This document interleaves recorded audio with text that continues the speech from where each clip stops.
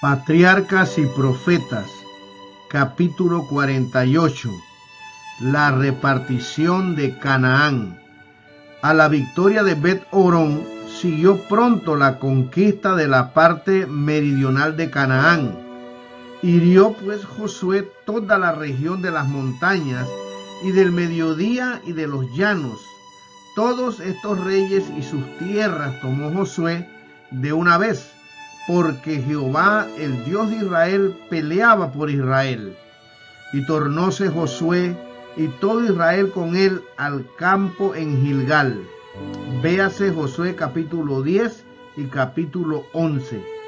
Las tribus del norte de Palestina, atemorizadas por el éxito que acompañaba a los ejércitos de Israel, formaron entonces una alianza contra ellos.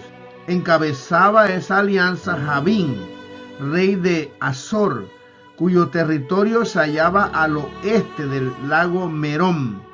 Estos salieron y con ellos todos sus ejércitos. Esta hueste era mucho mayor que cualquier otra que hubiera encontrado antes los israelitas en Canaán, pueblo mucho en gran manera como la arena que está a la orilla del mar, con grande muchedumbre de caballos y carros. Todos estos reyes se juntaron y viniendo reunieron los campos junto a las aguas de Merón para pelear contra Israel. Nuevamente recibió Josué un mensaje alentador: no tengas temor de ellos, que mañana a esta hora yo entregaré a todos estos muertos delante de Israel. Cerca del lago Merón, Josué cayó sobre el campamento de los aliados y derrotó totalmente sus fuerzas, y entrególos Jehová en manos de Israel, los cuales los hirieron y siguieron hasta que no les dejaron ninguno. Los israelitas no debían apropiarse de los carros y caballos que habían constituido el orgullo y la vanagloria de los cananeos. Por orden divina, los carros fueron quemados y los caballos desjarretados e inutilizados para la batalla. Los israelitas no habían de depositar su confianza en carros o caballos, sino en el nombre de Jehová, en su Dios. Una a una fueron tomadas las ciudades de Azor. La gran fortaleza de la confederación fue quemada. La guerra continuó durante varios años, pero cuando terminó, Josué se había adueñado de Canaán y la tierra reposó de guerra. Pero a pesar de que había sido quebrantado el poderío de los cananeos, estos no fueron completamente despojados. Hacia el oeste, los filisteos seguían poseyendo una llanura fértil a lo largo de la costa, mientras que al norte de ellos estaba el territorio de los sidonios. Estos tenían también el Líbano, y por el sur, hacia Egipto, la tierra seguía ocupada por los enemigos de Israel. Sin embargo, Josué no había de continuar la guerra. Había otra obra que el gran jefe debía hacer antes de dejar el mando de Israel. Toda la tierra, tanto las partes ya conquistadas como las aún no subyugadas, debía repartirse entre las tribus, y a cada tribu le tocaba subyugar completamente su propia heredad. Con tal de que el pueblo fuera fiel a Dios, Él expulsaría a sus enemigos de delante de ellos, y prometió darles posesiones todavía mayores si tan solo eran fieles a su pacto. La distribución de la tierra fue encomendada a Josué, a Eleazar, sumo sacerdote, y a los jefes de las tribus, habiéndose de fijar por suertes la situación de cada tribu. Moisés mismo había fijado las fronteras del país según se lo había de dividir entre las tribus cuando entraran en posesión de Canaán, y habían designado un príncipe de cada tribu para que diera atención a la distribución. Por estar la tribu de Leví dedicada al servicio del santuario, no se la tomó en cuenta en esta repartición, pero se le asignaron a los levitas 48 ciudades en diferentes partes del país como su herencia. Antes que comenzara la distribución de la tierra, Caleb, acompañado de los jefes de su tribu, presentó una petición especial. Con excepción de Josué, era Caleb el hombre más anciano de Israel. Ambos habían sido entre los espías los únicos que trajeron un buen informe acerca de la tierra de promisión y animaron al pueblo a que subieran y la poseyera en el nombre del Señor. Caleb le recordó ahora a Josué la promesa que se le hizo entonces como galardón por su fidelidad. Ciertamente la tierra en que ha pisado tu pie ha de ser herencia tuya y de tus hijos para siempre, por cuanto has seguido cumplidamente a Jehová mi Dios. Josué 14, versículo 9. Por consiguiente, solicitó que se le diera Hebrón como posesión. Allí había residido muchos años Abraham, Isaac y Jacob. Allí en la cueva de Macpela había sido sepultados.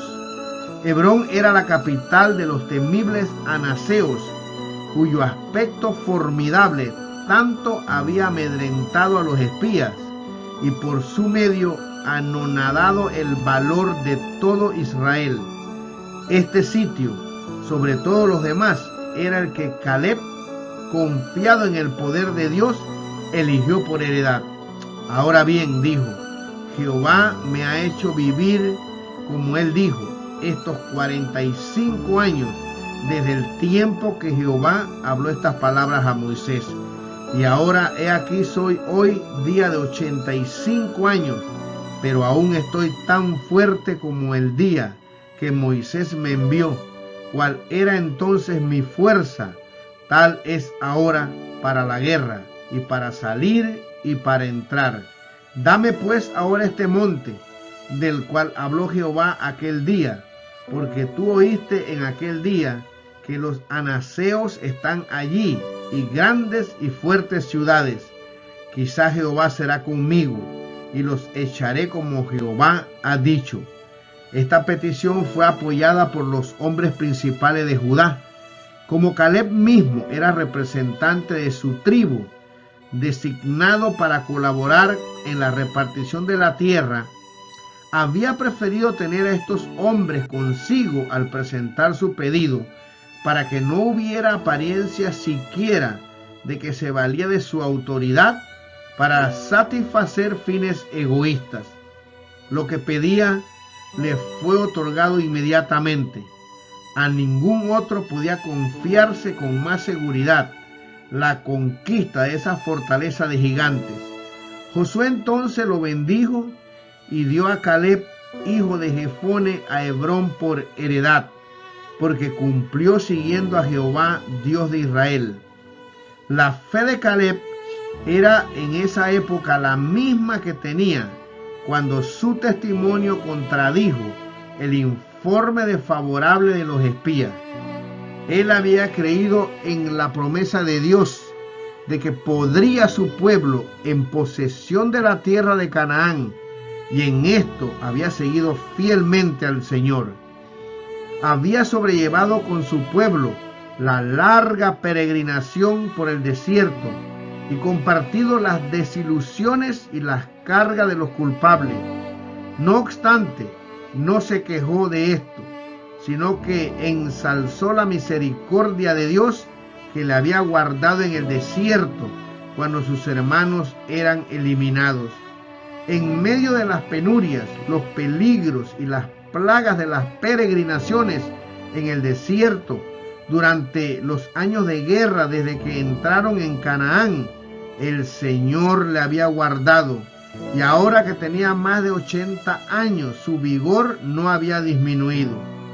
No pidió una tierra ya conquistada, sino el sitio que por sobre todos los demás los espías habían considerado imposible de subyugar. Con la ayuda de Dios, quería arrebatar aquella fortaleza de mano de los mismos gigantes cuyo poder había hecho tambalear la fe de Israel. Al hacer su petición, no fue movido Caleb por el deseo de conseguir honores o engrandecimiento.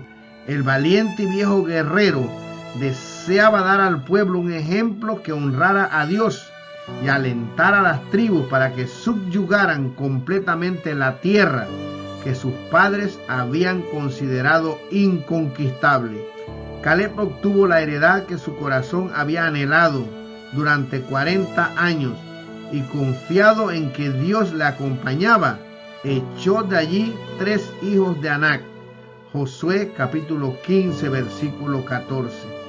Habiendo obtenido así una posesión para sí y su casa, no por ello disminuyó su celo, ni se instaló a gozar de su heredad, sino que siguió adelante con otras conquistas para beneficio de la nación y gloria de Dios. Los cobardes rebeldes habían perecido en el desierto, pero los espías íntegros comieron de las uvas de Escol. A cada uno se le dio de acuerdo con su fe.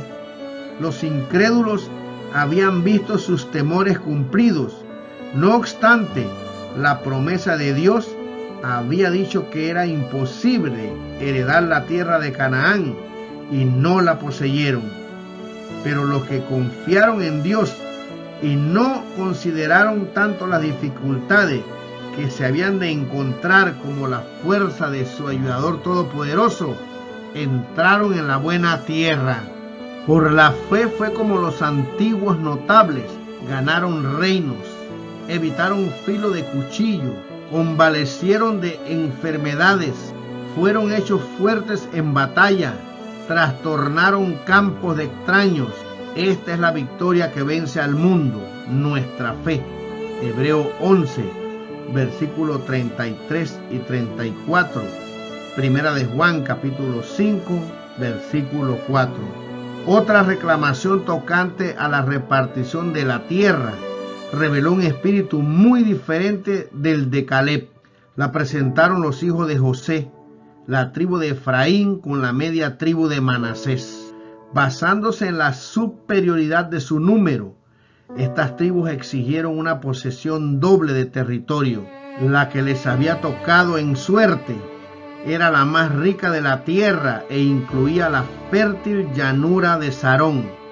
Pero muchas de las ciudades principales del valle estaban aún en poder de los cananeos, y las tribus, rehuyendo el trabajo y el peligro que significaba conquistar sus posesiones, deseaban una porción adicional del territorio ya conquistado. La tribu de Efraín era una de las más grandes de Israel, y a ella pertenecía el mismo Josué. Por consiguiente, sus miembros se creían con derecho a recibir una consideración especial. Dijeron a Josué: ¿por qué me has dado por heredad una sola suerte y una sola parte, siendo yo un pueblo tan grande? Josué capítulo 17, versículos 14 al 18. Pero no lograron que el jefe inflexible se apartara de la estricta justicia. Su respuesta fue: si eres pueblo tan grande, sube tú al monte y corta para ti allí en la tierra del Pereseo y de los gigantes, pues que el monte de Efraín es angosto para ti. La contestación de ellos demostró el verdadero motivo de su queja. Les hacía falta fe y valor para desalojar a los cananeos.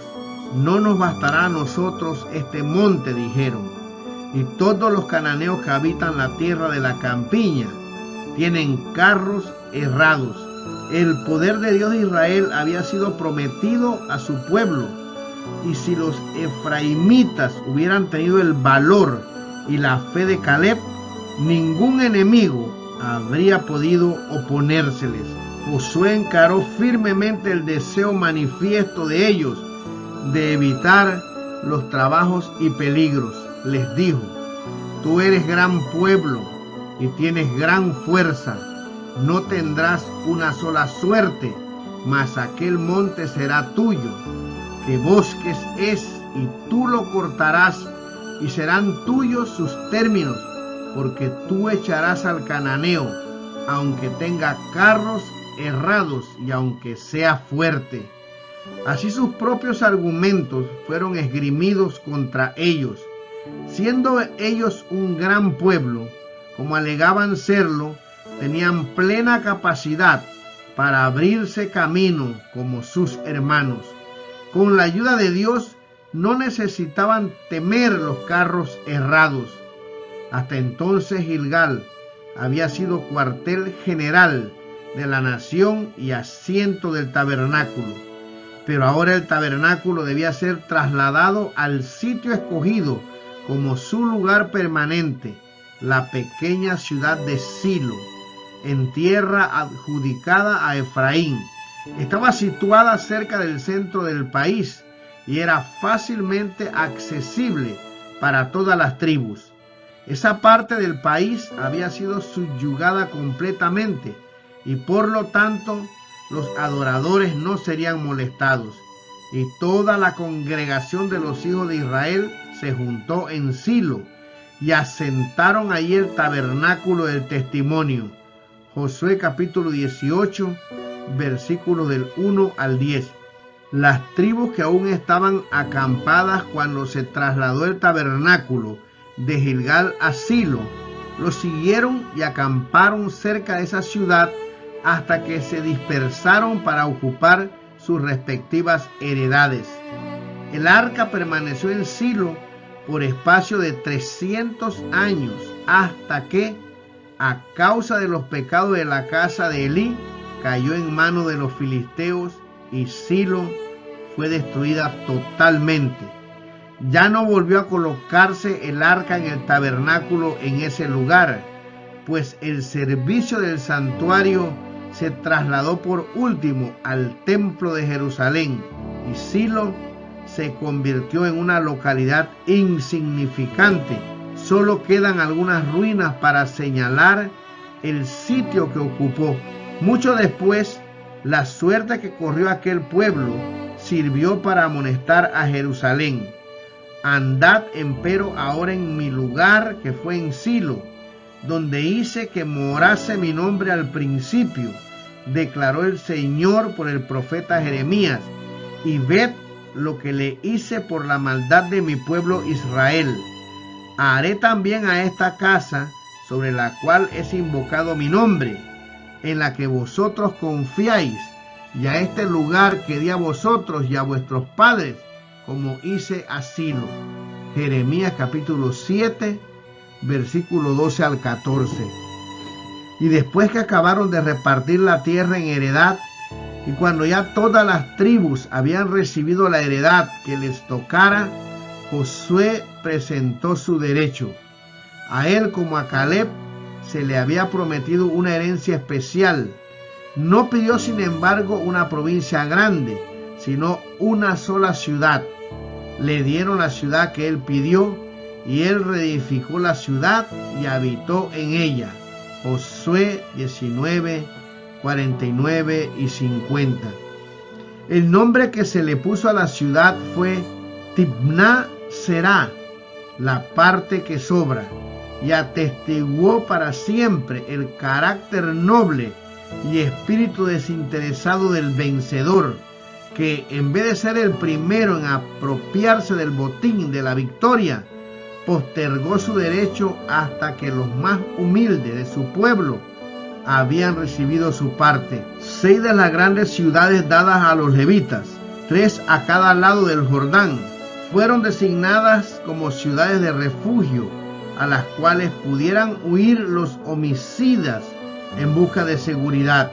La designación de estas ciudades había sido ordenada por Moisés para que a ellas pudieran huir el homicida que hiriera a alguno de muerte por hierro. Y os serán aquellas ciudades por acogimiento del pariente, dijo, y no morirá el homicida hasta que esté a juicio delante de la congregación. Número 35, versículos 11 y 12. Lo que hacía necesaria esta medida misericordiosa era la antigua costumbre de vengarse particularmente, que encomendaba el castigo del homicida al pariente o heredero más cercano al muerto. En los casos en que la culpabilidad era clara y evidente, no era menester esperar que los magistrados juzgaran al homicida. El vengador podía buscarlo y perseguirlo donde quiera que lo encontrara. El Señor no tuvo a bien abolir esa costumbre en aquel entonces, pero tomó medidas para afianzar la seguridad de los que sin intención quitaran la vida a alguien. Las ciudades de refugio estaban distribuidas de tal manera que había una a mediodía de viaje de cualquier parte del país. Los caminos que conducían a ellas habían de conservarse en buen estado, y a lo largo de ellos había de poner postes que llevaran en caracteres claros y distintos la inscripción refugio o acogimiento, para que el fugitivo no perdiera un solo momento. Cualquiera, ya fuera hebreo, extranjero o peregrino, podía valerse de esta medida. Pero si bien no se debía matar precipitadamente al que no fuera culpable, el que lo fuera no había de escapar al castigo. El caso del fugitivo debía ser examinado con toda equidad por las autoridades competentes, y sólo cuando se comprobara que era inocente de toda intención homicida podía quedar bajo la protección de las ciudades de asilo. Los culpables eran entregados a los vengadores. Los que tenían derecho a gozar protección podían tenerla, tan solo mientras permanecieran dentro del asilo designado. El que saliera de los límites prescritos y fuera encontrado por el vengador de la sangre, pagaba con su vida la pena que entrañaba el despreciar las medidas del Señor. Pero a la muerte del sumo sacerdote, todos los que habían buscado asilo en las ciudades de refugio quedaban en libertad para volver a sus respectivas propiedades. En un juicio por homicidio, no se podía condenar al acusado por la declaración de un solo testigo, aunque hubiera graves pruebas circunstanciales contra él. La orden del Señor fue: cualquiera que hiriere a alguno, por dicho de testigos morirá el homicida, mas un solo testigo no hará fe contra alguna persona que muera. Número 35, versículo 30. Fue Cristo quien le dio a Moisés estas instrucciones para Israel, y mientras estaba personalmente con sus discípulos en la tierra, al enseñarles cómo debían tratar a los pecadores, el gran maestro repitió la lección de que el testimonio de un solo hombre no basta para condenar ni absolver. Las cuestiones en disputa no han de decidirse por las opiniones de un solo hombre. En todos estos asuntos, dos o más han de reunirse y llevar juntos la responsabilidad, para que en boca de 2 o 3 testigos conste toda palabra. Mateo 18, versículo 16. Si el enjuiciado por homicida era reconocido culpable, ninguna expiación ni rescate podía salvarle. El que derramare sangre del hombre, por el hombre su sangre será derramada. Y no tomaréis precio por la vida del homicida, porque está condenado a muerte, mas indefectiblemente morirá. De mi altar lo quitarás para que muera. Estas fueron las instrucciones de Dios, juntamente con la siguiente: la tierra no será expiada de la sangre que fue derramada en ella, sino por la sangre del que la derramó. Génesis capítulo 9, versículo 6, Número capítulo 35, versículo 31 al 33, Éxodo 21, versículo 14.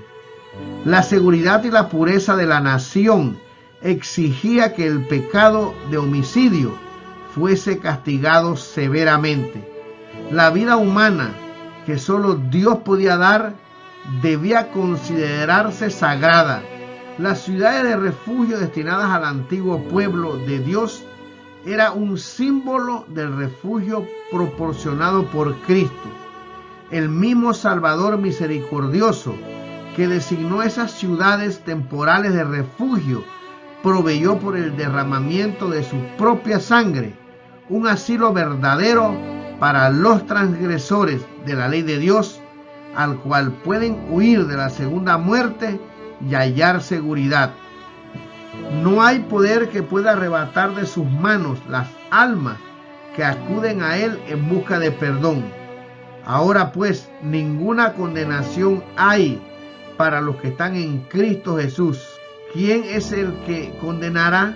Cristo es el que murió, mas aún el que también resucitó, quien además está a la diestra de Dios, el que también intercede por nosotros, para que tengamos un fortísimo consuelo, los que nos acogemos a trabarnos de la esperanza propuesta.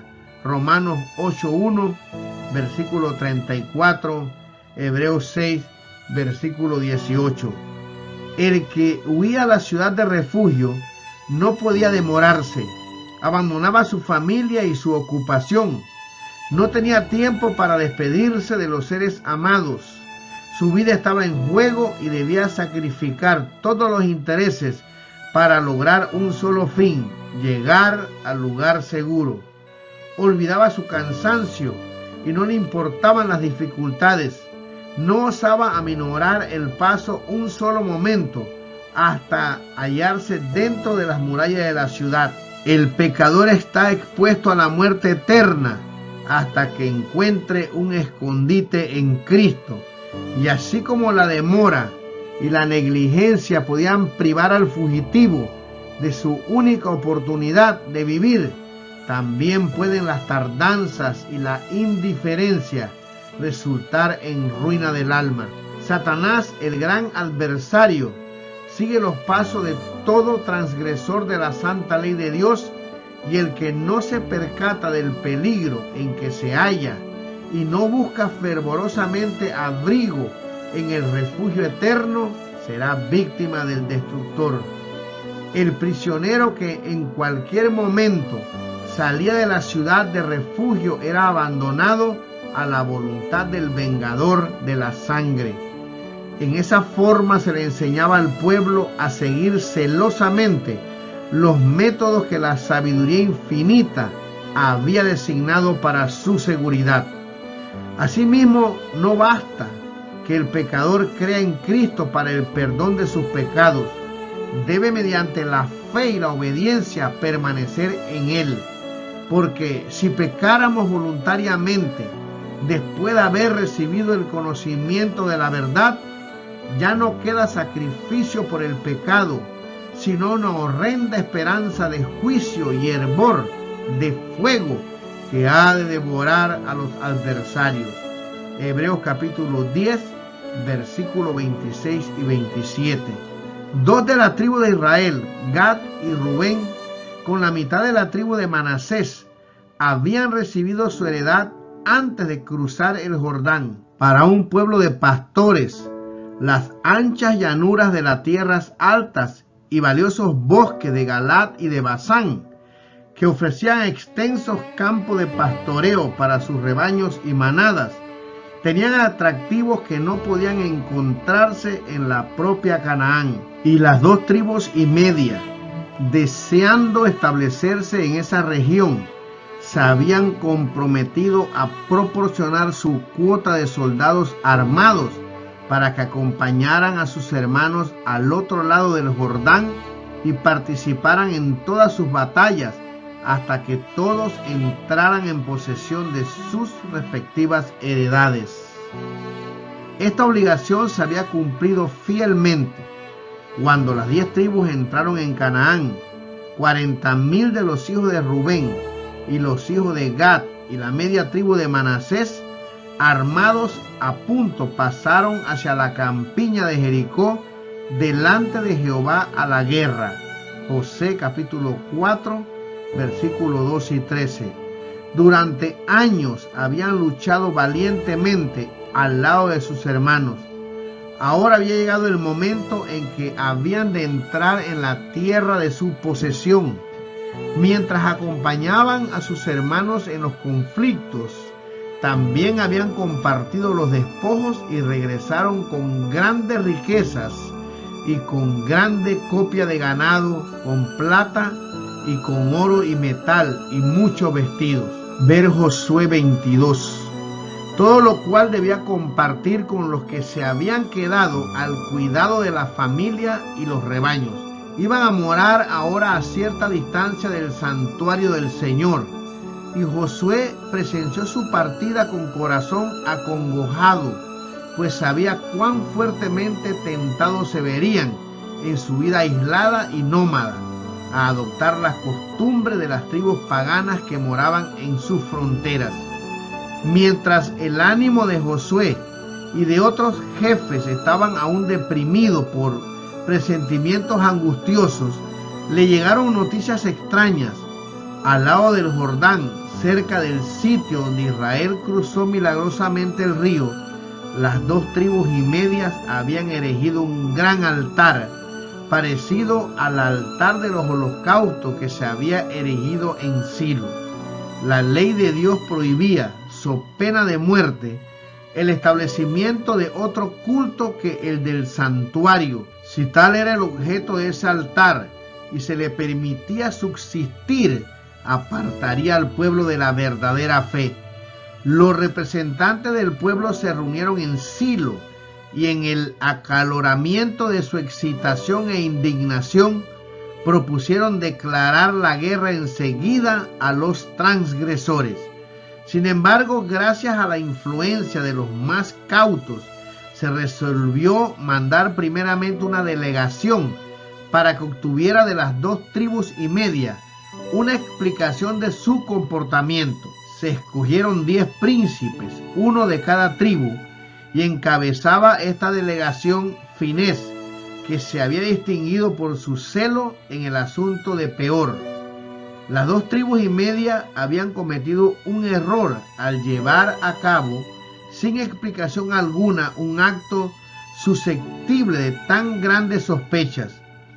Los embajadores, dando por sentado que sus hermanos eran culpables, les dirigieron reproches mordaces. Los acusaron de rebelarse contra Dios y los invitaron a recordar cómo había caído castigo sobre Israel por haberse juntado con Baal Peor. En nombre de todo Israel, Finés manifestó a los hijos de Gad y de Rubén que si no querían vivir en aquella tierra sin altar para el sacrificio, se les daba la bienvenida para que participaran en los bienes y privilegios de sus hermanos al otro lado del río. En contestación, los acusados explicaron que el altar que habían erigido no era para ofrecer sacrificios, sino sencillamente para atestiguar que, a pesar de estar separados por el río, tenían la misma fe que sus hermanos de Canaán. Habían temido que en algún tiempo futuro podría suceder que sus hijos fuesen excluidos del tabernáculo, como quienes no tuviesen parte en Israel.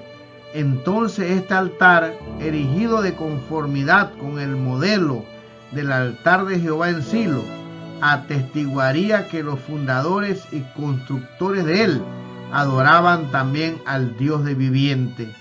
Con gran regocijo los embajadores aceptaron esta explicación y enseguida se volvieron para llevar las buenas noticias a los que los habían enviado. Toda idea de guerra fue desechada y el pueblo unido se regocijó y alabó a Dios. Los hijos de Gad y de Rubén grabaron entonces en su altar una inscripción que indicaba el objeto para el cual había sido erigido y dijeron: porque es testimonio entre nosotros que Jehová es Dios. Así procuraron evitar futuras interpretaciones erróneas y eliminar cuanto pudiera ser causa de tentación. Cuán a menudo provienen serias dificultades de una simple interpretación errónea, hasta entre aquellos que son guiados por los móviles más dignos. Y sin el ejercicio de la cortesía y la paciencia, ¿qué resultados tan graves y aún fatales pueden sobrevenir? Las 10 tribus recordaban cómo, en el caso de Acán, Dios había reprendido la falta de vigilancia para descubrir los pecados que existían entre ellas. Ahora habían decidido obrar rápida y seriamente, pero al tratar de evitar su primer error, habían llegado al extremo opuesto. En vez de hacer una investigación cortés para averiguar los hechos del caso, se habían presentado a sus hermanos con censuras y condenación. Si los hombres de Gad y Rubén hubieran respondido animados del mismo espíritu, la guerra habría sido el resultado. Si bien es importante, por un lado, que se evite la indiferencia al tratar con el pecado, es igualmente importante, por otro lado, que se eviten los juicios duros y las sospechas infundadas.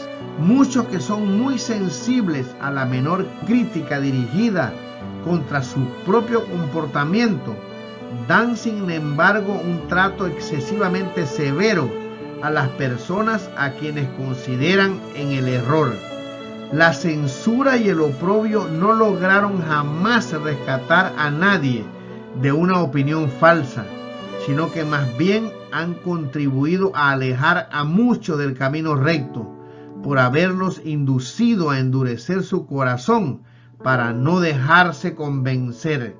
Un espíritu bondadoso y un comportamiento cortés, afable y paciente pueden salvar a los descarriados y ocultar una multitud de pecados. La prudencia manifestada por los hijos de Rubén y sus compañeros es digna de imitación. En tanto que se esforzaban sinceramente por hacer progresar la causa de la verdadera religión, fueron juzgados erróneamente y censurados con severidad, pero no manifestaron resentimiento. Escucharon con toda cortesía y paciencia los cargos que sus hermanos les hacían antes de tratar de defenderse, y luego les explicaron ampliamente sus móviles y demostraron su inocencia. Así se arregló amigablemente la dificultad que amenazaba tener tan graves consecuencias. Aun cuando se los acuse falsamente, los que están en lo justo pueden permitirse tener calma y ser considerados. Dios conoce todo lo que los hombres no entiendan o interpretan mal, y con toda confianza podemos entregarle nuestro caso. Él vindicará la causa de los que depositan su confianza en Él, tan seguramente como sacó a la luz la culpa de Acán.